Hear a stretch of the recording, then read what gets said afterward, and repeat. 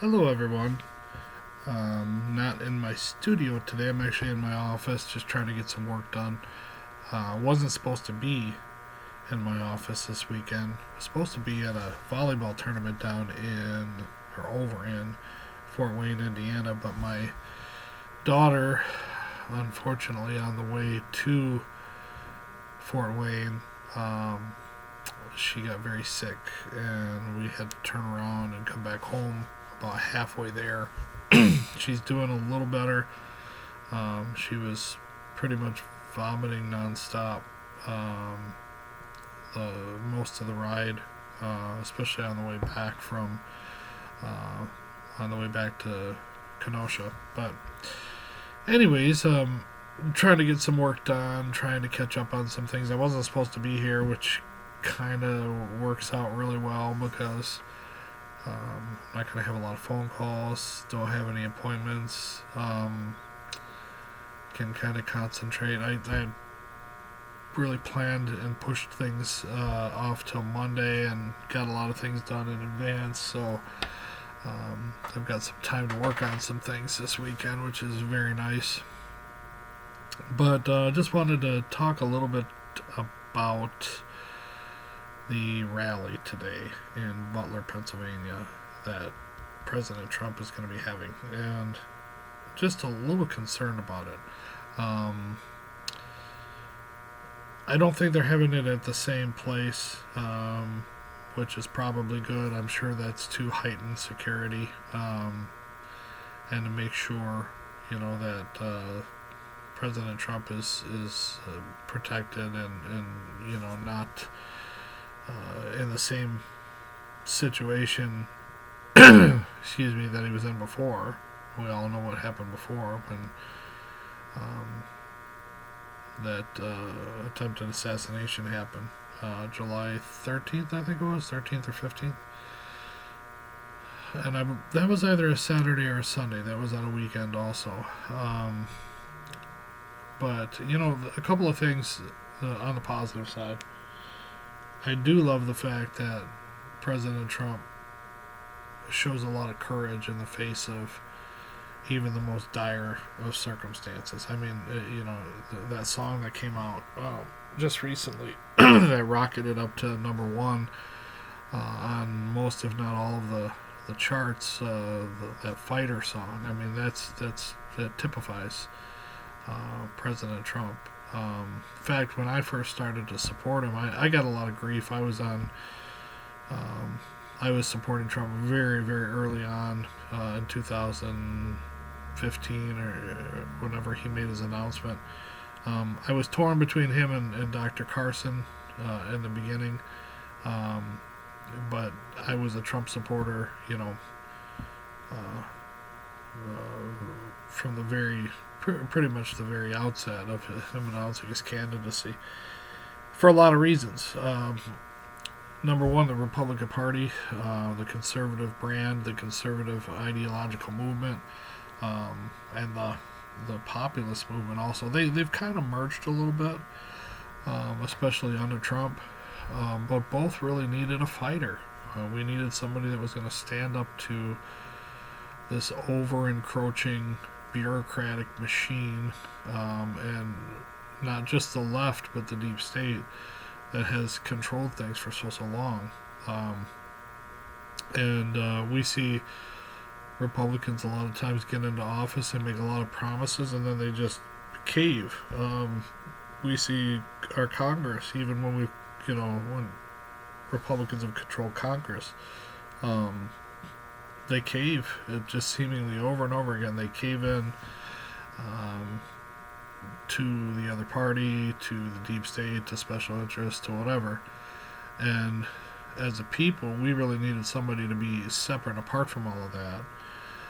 Somebody who could fix the problems that were out there, who could be a strong negotiator, that could fight for not just conservatism, but for Americans. And I really thought we had that in President Trump, and I think we do have that in President Trump. I think the first 4 years were kind of maligned by, you know, getting to know what it meant to be a politician and what it meant to be a president. Um, I think there was a lot of navigating through things, and not only that, but the constant uh, assault by the media and by the left with the not just the Russian collusion hoax, but everything they just kept throwing at him. And it really hampered him a lot. And I think, too, there was this idea, I think, from his son-in-law and some of the others that were advising him early on. Hey, just try to get these things done, and let's hold over to these other things for your second term. And I think everybody pretty much thought there was going to be a second term until COVID happened. And even when COVID happened, I think we still, there was a good amount of support for President Trump to make it back into the White House, and there's obviously a lot of feelings and theories about why he actually didn't make it in for the second time, but I digress. Going back to Butler is just, again, it's a sign that he's a fighter. He is someone who's willing to stand up for the American people. He's not easily pushed down. He's not easily defeated. He's not easily conquered. Even this whole candidacy right now, just as a demonstration of, he lost in 2020, and now he's back in 2024, and he's kind of like the comeback kid. He's the one that just keeps fighting and doesn't give up. And we saw that in Butler when bullets were flying through the air, and he's trying to, stand back up and, hey, let me put my shoes on, let me stand up, and then he's raising his fist in the air, fight, fight, fight. One of the most iconic moments in American history, which was obviously suppressed by the media and the deep state because they knew that it was going to continue to help him and change American opinion on him. I mean, imagine had that been Biden or Kamala or somebody on the left, that had happened to. I mean, we'd still be. It would probably be, there'd be a small little picture of it in the top of every news outlet screen on everything they ever put out. I mean, we'd be constantly reminded of it. They'd probably already have statues built.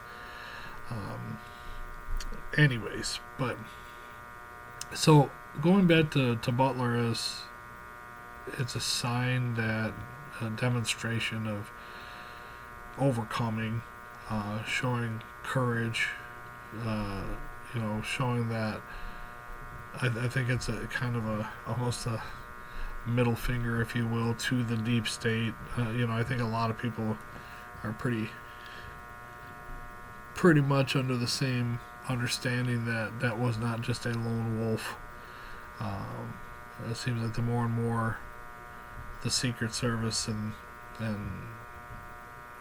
everybody that was involved with that is investigated, the more and more we see that either it was just the most massive, gross incompetence you've ever seen, or there was something else, behind that. And I think there was something else behind that. I think if you deny that, it's because you don't like Trump, and it's probably because you just are unwilling to admit that our government is out of control. And I mean, they did it to Kennedy.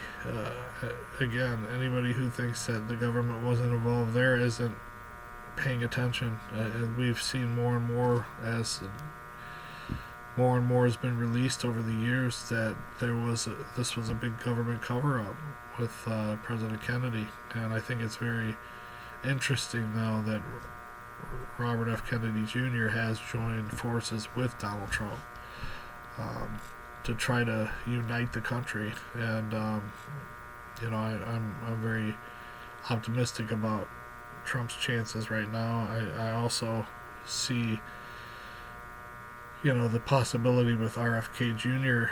being in charge of some things under Trump's leadership. looking into presidential assassinations, opening up um, the books, if you will, so people can see the truth behind his uncle's assassination and his father's assassination and the assassination attempt against President Reagan and the assassination attempts against Donald Trump. I think there's a real fear from the deep state and those that are involved with all of that these things might actually get out into the public. And so that's why I come back to I'm a little bit unnerved and uneasy by this whole Butler thing today. As much as it's a comeback story, as much as it's a kind of proverbial middle finger to those that wanted to take President Trump out, the people on that side, they don't like to lose either. And I'm just a little concerned about today. So hopefully they've got the right people in the right places to watch out for President Trump. Going in while he's there and then coming out also. I just really hope that everyone's prepared, and I'm sure they will be. But I'm sure there were some people that were prepared last time. I know that there were calls at least to wait to take out that shooter. Again, that doesn't go against the preparedness of the agents that were protecting the president, that were had their sights targeted on this guy and on the shooter and everything else. But when they are being ordered to stand down or to wait, they listen to their orders. And there's something else going on here, it appears. And again, that this wasn't just some radical lone wolf that didn't like President Trump. So hopefully today, from the leadership on down, from everyone who's involved, they will watch out for and protect the president and also the people in the crowd too. We remember what happened last time. There were casualties, and at least one casualty. I think there were several other people that were wounded. And I'm not counting the shooter as a casualty. But anyways, that's kind of where I'm at with this. I just want to talk about it for a minute. I invite everyone here to pray for President Trump. I think it's very important that he not only knows that we're praying for him, but that we are praying for him and not just talking about it. I really think that God is able to use him mightily towards getting this country back to where it should be. And but just pray for his safety. I mean, if something happened to him too, it would just be it would spiral this nation into chaos, I'm sure. Yeah, just wanted to talk about that a little bit today. Yeah, it's a sign of courage and bravery, and it's a hey, you can't keep me down, and it's a fist up to the powers that be that orchestrated what happened last time. But it's also a very dangerous thing too. You're dealing with some bad people on the other side that want your death, and they missed before. The question is, will they try again? And I think a lot of us feel like they will, and that we're just waiting. And what better place, I guess, than Butler? So let's pray that that's not the case. Let's pray for President Trump And let's pray for America and one another. God bless you. Take care.